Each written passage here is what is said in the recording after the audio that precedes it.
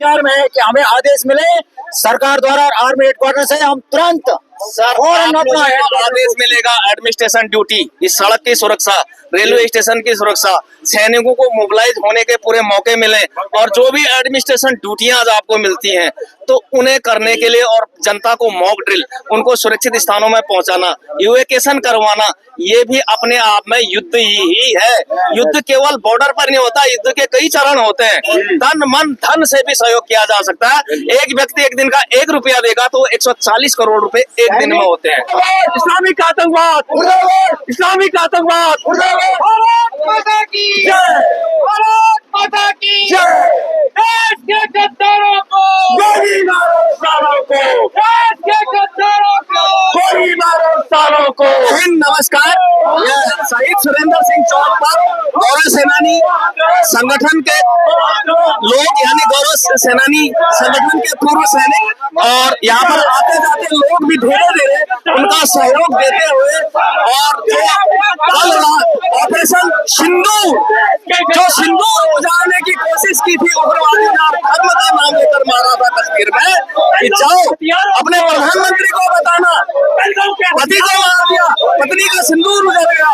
तो इसीलिए ऑपरेशन सिंदूर के तहत जो 9 ठिकानों पर डीप एरिया, जहां उन्हें ये मतलब गलतफहमी थी कि डेप्थ में तो एयर अटैक, मिसाइल अटैक आ ही नहीं सकते, हमारा डिफेंस सिस्टम उनको डिटेक्ट कर लेगा, लेकिन ऐसा नहीं हुआ। डीप डेप्थ एरियाज में इंडिया ने अटैक करके दिखाया। 100 से ज्यादा उग्रवादी और उनके रक्षा में लगे पाकिस्तानी सैनिक। तो चलिए बात करते हैं, माताएं बहनें, यहाँ पर आप भी किसी की माँ है और इस तरह सुहाग किसी का उजाड़ दिया जाए एक प्रश्न के तौर पर, और ये चैलेंज किया जाए कि अपने प्रधानमंत्री को जाके बता देना तुम्हारा सिंदूर उजड़ चुका है। तो ऑपरेशन सिंदूर के तहत इंडियन आर्मी ने जो कल रात बदला, यानी भारतीय सेना, एयरफोर्स, मिसाइल अटैक जो भी हुआ, तो आप बहुत अच्छा करा, बहुत अच्छा करा, जो भी करा बहुत अच्छा करा प्रधानमंत्री ने। ये एक ट्रेलर है, अभी बहुत कुछ होना बाकी है। तन मन धन से आप सहयोग के लिए तैयार हैं? हाँ जी, हम तो पूरा साथ देंगे, पूरा। यदि आप शांति चाहते हैं तो युद्ध के लिए हर समय तैयार रहें। जिस प्रकार से गढ़वाली में बोलना, सस्ता उदाहरण दूंगा, आप डेंगू मलेरिया का छिड़काव किया, मच्छर मर गए, लेकिन जहां वो पनप रहा, जिस पानी में वो पनप रहा, एक मच्छर एक बार में 150 अंडे देता है। तो जो आतंकवाद की जड़ है, जो आइडियोलॉजी है, जो मुल्ला मौलवी वहां के हैं, और जो ISI है पाकिस्तान के, जो उन्हें समर्थन देने वाली सेना है, मुख्य तौर से पाकिस्तान की सेना, उस जड़ को, उस फसाद को जड़ से खत्म करना चाहिए या नहीं? साहब, मैं तो कह रहा हूँ पाकिस्तान को ही नेस्तनाबूद कर दो, क्योंकि आतंक को पालने वाला, पोसने वाला सब पाकिस्तान है और सारी दुनिया जानती है जी। तो उसके लिए कोई हेजिटेशन है ही नहीं हमारे पास कि कोई उसको ऐसा बोले कि इसको नहीं करना है नेस्तनाबूद। जिस प्रकार से IHL, इंटरनेशनल ह्यूमन लॉ, अंतर्राष्ट्रीय युद्धक नियम जो होते हैं, लॉ ऑफ आर्म्ड कॉन्फ्लिक्ट के तहत, वह उन इलाकों को सिविल एरियाज दिखाने की पूरी कोशिश कर रहा है कि इंडिया ने एयरपोर्टों के सामने हमला किया, सिविल ठिकानों पर हमला किया, क्योंकि ये जेनेवा कन्वेंशन का उल्लंघन हो सकता है। इस तरफ का नैरेटिव सेट करने की कोशिश की गई है और उनका नामो निशान मिटाना बहुत जरूरी है। मैं तो कहूंगा कि जो पाकिस्तान है, सिर्फ उनके आतंकवादियों के ठिकानों पर अटैक न किया जाए, बल्कि जो आतंकवाद की जो फैक्ट्री है पाकिस्तान, जी, उसी को जड़ से खत्म कर देना। 1947 के बाद जो माइग्रेशन हुई, जो मारकाट उड़ने की धर्म के नाम पर, तो उससे लेकर अब तक फसाद बनी हुई है, और आपके पूर्वजों ने जो दंश झेला, कुछ बताया कभी किसी ने? देखो जी, हमने तो काफी सुना है, हमने इतिहास भी सुना है, इतिहास पढ़ा भी है, हमारे गुरुओं से लेकर के हमारे बच्चों ने, भाइयों ने, सबने ही शहीदियां दी हैं, शहादत दी हैं, और सिख लाए, आपको पता ही है, सिख अब तक जुड़े ही हैं आप लोगों के साथ, और वो इस देश के लिए लड़ रहे हैं और लड़ते रहेंगे। हम इस भारत माता के बच्चे हैं और भारत माता के बच्चे ही रहेंगे, चाहे जो मर्जी हो जाए। पाकिस्तान एक दिन खत्म होगा और ये आतंकवाद जड़ से खत्म होगा। देखो जी, बड़ी खुशी हुई कि संदूर के नाम से एक ऑपरेशन चलाया और उसको पास किया और जाकर के वहां पर तबाही मचा दी, बिल्कुल, और ऐसे ही आगे होते रहना चाहिए, कार्रवाई होती रहेगी, तभी जाके पाकिस्तान शांत होगा। अध्यक्ष मनबर रोहतान, गौरव सेनानी। पहले सबसे पहले भारतीय सेना को, जिन्होंने पाकिस्तान के 9 उग्रवादी अड्डों पे ध्वस्त कर दिया, उनको बहुत बहुत बधाई, और पूरे देश को बधाई, जिन्होंने इस प्रकार से घुसकर कम से कम 150-200 किलोमीटर अंदर घुसकर दुश्मन को उन्हीं के घर में मारा है। कल लड़ाई होती है तो हर सैनिक बिल्कुल तैयार है, क्योंकि सैनिक कभी बूढ़ा नहीं होता है। यदि 70 साल में या 80 साल में उसे लड़ाई के लिए ललकारा जाए तो वो तैयार है और हमेशा जाने के लिए तैयार रहेगा। मैंने जो हिस्ट्री पढ़ी कितना सच है ये तो अब आप सभी जानते हैं कि देश के ऐसे ऐसे स्थान थे जहां सड़कें खोदी गई ताकि हैवी व्हीकल्स आपके बख्तरबंद गाड़ियां बॉर्डर पर जाने में दिक्कत हो, रेलवे की पटरियां उखाड़ी जा सकती हैं। ये ना समझे कि केवल पृथ्वीराज चौहान के जमाने में जयचंद रहा करते थे। तो आपसे जानना चाहता हूं कि देश के लिए, देश के भीतर अभी भी क्या गद्दारी नहीं कर सकते हैं लोग? देश के भीतर अभी भी लोग गद्दारी कर सकते हैं, बात बिल्कुल सही है, इसमें कोई गलत बात नहीं है। हम सबको जागरूक रहना पड़ेगा, हम सबको अपना दायित्व निभाना पड़ेगा। हम सब मिलकर अगर देश के लिए अगर जिंदा है तो यही जिंदगी हमारी काम आएगी, वरना जिंदगी तो हर इंसान अपने लिए जीता है जी, लेकिन देश के लिए जो जिंदगी जिएगा वो सर्वोपरि है जी। ये वक्त पहचान का है, परीक्षा का है कि कौन अपने लिए जी रहा है और कौन देश के लिए जी रहा है। बहुत बहुत धन्यवाद आपका पैनोली साहब। तो जिस प्रकार से मॉक ड्रिल्स डराने के लिए नहीं, पब्लिक सुरक्षा, कोलेटरल डैमेज को बचाने के लिए इन इलाकों में अगर होती है तो सैनिकों को क्या क्या उनको सहयोग करना चाहिए?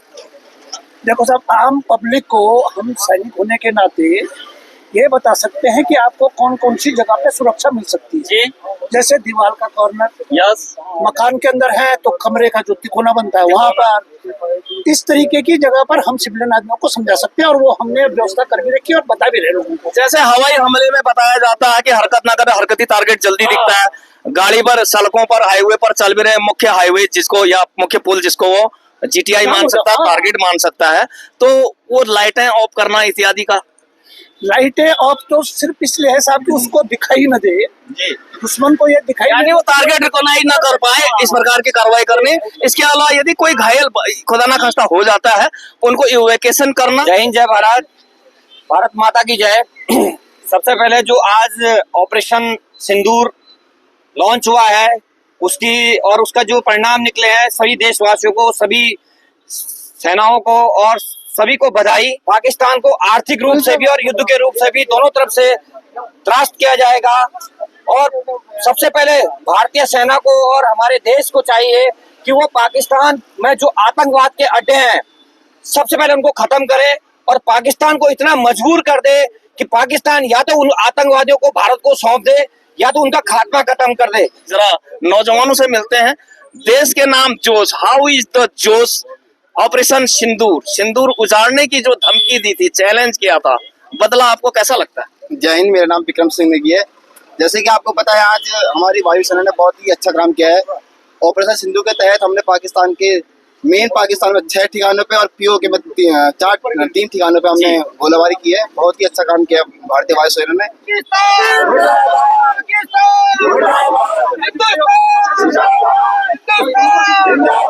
तो सर, आप पूर्व सैनिक है, अपना एज बताइए और नाम बताइए। मैं सूबेदार शेर सिंह ईस्ट और मेरी एज 82 साल। 80 साल में कॉन्वेंशनल वार की जो बात की जाए, अगर कारगिल युद्ध पे तो मेरे जैसे सैनिक भी मौजूद थे। 65, 71 या 62 कोई युद्ध आपने अटेंड किया? हाँ, मैं 71 और 72 के दोनों में मैं मतलब युद्ध में था और हमने ऐसे खदेड़े उनको, ऐसे खदेड़े कि कोई भी पीछे नहीं रहा। अंडरस्टूड है, उस समय भी देश में इसी प्रकार से ब्लैकआउट और मॉक ड्रिल की कार्रवाई हुई थी या नहीं? हुई थी, उसके लिए भी हुई थी। आतंकवाद का आका, जन्मदाता कौन है? पाकिस्तान। जब ISI नहीं है ना तो ऐसा क्या, वो तो पाले हुए हैं वो तो। जी सर, आइडियोलॉजी कहते हैं ना कि मजहब नहीं सिखाता आपस में बैर करना। तो मजहब वैसे धर्म एक मोरालिटी स्टेटस देता है कि मुझे क्या करना है, क्या नहीं करना है। तो मुल्ला मौलवी और कट्टरवाद का इसमें कितना हिस्सा? मुल्ला मौलवी और कट्टरवाद का जो हिस्सा है वो हमारे हिंदुइज्म के आगे, हमारे हिंदुत्व के आगे कुछ भी नहीं है। उसको हम पैरों से कुचलना जानते हैं। हम सैनिक हैं। नहीं, मौका- सैनिक Yes, sir. कोई टिकता नहीं है। मैंने 1971 की वॉर लड़ी है जी और मेरा उसका तजुर्बा वहाँ का है। और मैंने जो कल का जो रात को 1 बजे जो अटैक किया है, हमारा खून जो दुगना चौगुना बढ़ गया है। और मैं मोदी सरकार, गवर्नमेंट ऑफ इंडिया, अगर हमें एक्स सर्विसमैन है जी अगर कल हमें बुलाने का रिकॉल नोटिस आता है जी। तो we are ever ready to go anywhere to fight a war once again. हमें पूरी उम्मीद है कि जल्दी से जल्दी पाकिस्तान का खात्मा हो जाएगा। Not only in terrorism but the government of Pakistan और the Pakistan country will finish over. इतनी पूरे मौके मिले हैं अपने आप की देशभक्ति साबित करने का, देश के लिए बलिदान करने का। और 1947 से आज तक जो जख्म हमें मिलते आए हैं, आप और आपके पूर्वज इसके गवाह हैं। अन्यथा कोई सिंध में था, कोई रावलपिंडी में थे, वो भी पंजाब का हिस्सा है, जिसे छोड़कर आपके पूर्वज मार्गरेट हुए थे। तो क्या बदला लेने का अवसर को पूर्ण रूप से बनाना चाहिए या नहीं? बिल्कुल सर, बिल्कुल। और मैं तो कहता हूँ मोदी जी ने लेट कर दिया जी। ये तो बिल्कुल तुरंत ही एक्शन हो जाना चाहिए था। और चलो देर आए दुरुस्त आए, मगर उन्होंने भी पूरा देश देखना है, सब कुछ देखना है। मगर जो ये आज हरकत इन्होंने करी है, मगर सर एक खुशी की बात ये है कि ओवैसी जैसे जो मोदी जी के खिलाफ थे, आज उन्होंने भी सर पे तिरंगी पगड़ी पहन के नारा लगा दिया, हमारे घर का झगड़ा हम अपने आप निपटेंगे, पाकिस्तान को बीच में दखलंदाजी, बिल्कुल पाकिस्तान को झगड़ा अंदर का है लेकिन देश के लिए बिल्कुल। एक जो आइडियोलॉजी उनने छेड़ी थी कि अंदर भी धर्म युद्ध यानी हो जाए, आपस में लड़े, हाइब्रिड वारफेयर जिसे कहेंगे, और बॉर्डर पर इंडिया को हम देख लेंगे, ऐसी उनकी वो फेल हो गए सर, उसमें फेल हो गए। उन्होंने सोचा था कि पेंटे खुलवा के धर्म पूछ के हम इनको मारेंगे। और जो टूरिस्ट बेचारे वहां घूमने गए हुए थे, उन्होंने सोचा कि भाई आपस में हिंदू मुसलमान लड़ जाएंगे, क्योंकि वो फेल हो चुके हैं और बिल्कुल ये टेररिस्ट है। इसमें पाकिस्तान उनको बना देता है, उनको पैदा करता है। और मैं कहता हूँ मोदी जी ऐसा बम फोड़े, जितने युवा है सबको भर्ती करे, नई वैकेंसियां खोले और इनका दूसरी भाषा में किसी फैक्ट्री के प्रोडक्ट को बर्बाद करने से क्या फैक्ट्री से नया प्रोडक्ट निकलना बंद हो जाता है? ऐसा नहीं होता जी। तो क्या प्रोडक्ट के साथ फैक्ट्री नहीं बंद होनी चाहिए? बिल्कुल होनी चाहिए सर। सिंदूर की धमकी, किसी का सिंदूर इस प्रकार उजड़ जाए, देश के पिता होते हैं प्रधानमंत्री, ये कभी मंजूर नहीं होना चाहिए। और उन्होंने दिखाया भी है। लेकिन एज ए सोल्जर्स हम सभी लोगों की डिमांड ये रहेगी कि ये एक ट्रेलर है, ये यहाँ पर रुकना नहीं चाहिए। असल फैक्ट्री, हम सैनिक तैयार हैं, इंतजार में है कि हमें आदेश मिले सरकार द्वारा, आर्मी हेडक्वार्टर से। हम तुरंत सर आदेश मिलेगा, एडमिनिस्ट्रेशन ड्यूटी, इस सड़क की सुरक्षा, रेलवे स्टेशन की सुरक्षा, सैनिकों को मोबिलाइज होने के पूरे मौके मिले, और जो भी एडमिनिस्ट्रेशन ड्यूटियां आपको मिलती हैं तो उन्हें करने के लिए, और जनता को मॉक ड्रिल, उनको सुरक्षित स्थानों में पहुंचाना, इवैक्यूएशन करवाना, ये भी अपने आप में युद्ध ही है। युद्ध केवल बॉर्डर पर नहीं होता, युद्ध के कई चरण होते हैं। तन मन धन से भी सहयोग किया जा सकता है। एक व्यक्ति एक दिन का 1 रुपया देगा तो 140 करोड़ रुपए एक दिन में होते हैं। बिना आर्थिक मदद के भी युद्ध नहीं लड़ सकता। लेकिन भारत इतना कमजोर भी नहीं है, ना उसके लोग इतने कमजोर हैं। कोरोना काल में अगर हम अपना डीए सीज कर सकते हैं तो अभी भी हम तन मन धन से बलिदान करने के लिए सभी को तैयार रहना चाहिए। और कुछ बोलना चाहेंगे आप?